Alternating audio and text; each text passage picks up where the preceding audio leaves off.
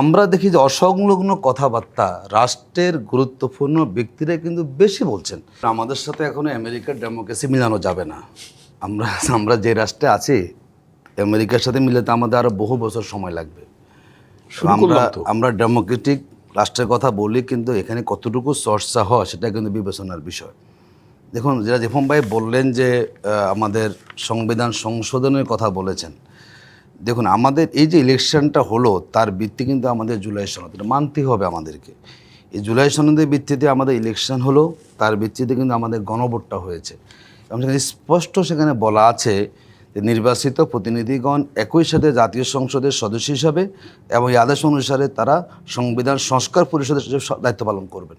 এখানে বলা আছে স্পষ্ট। তো আপনি যদি সংবিধান সংস্কার পরিষদের শপথ গ্রহণ না করেই তো মূলত আপনি যে সংবিধান মানে সংশোধন সংস্কার চাচ্ছেন না, সেদিকে আপনি যাচ্ছেন।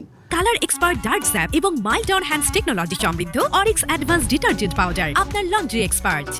দেখুন, আমাদের যে সমস্যাগুলো আছে, আমরা বারবারই বলি যে আমাদের রাষ্ট্রে এমন কিছু কাঠামো আছে, এই কাঠামোগুলো একটা সরকারকে ডে বাই ডে ফ্যাসিবাদের দিকে নিয়ে যায়। ক্ষমতার কাঠামোর কোনো ভারসাম্য নাই।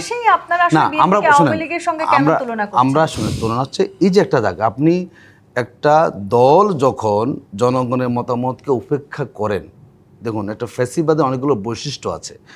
এক বৈশিষ্ট্য হচ্ছে আপনি জনগণের মতামতকে আপনি উপেক্ষা করে যাচ্ছেন।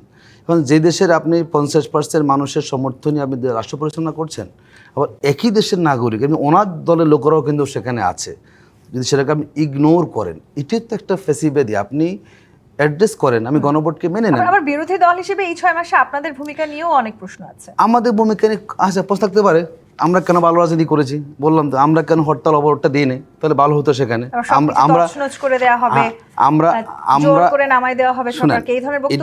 এই ধরনের বক্তব্য রাজনীতিতে অনেক কথাই বলে। দেখুন, আমার এখানে বলা আছে, এই যে দেখুন, আমাদের দেখলাম একজন মন্ত্রী, তিনি আমাদের হলো এখন প্রতিমন্ত্রী, উনি জোটের কোটায় এসেছেন, ভালো হয়ে যান, না হলে কঠিন পরিণতি অপেক্ষা করছে।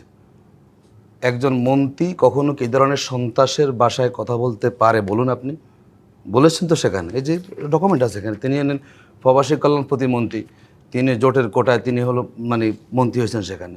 তো আমরা দেখি যে অসংলগ্ন কথাবার্তা রাষ্ট্রের গুরুত্বপূর্ণ ব্যক্তিরা কিন্তু বেশি বলছেন।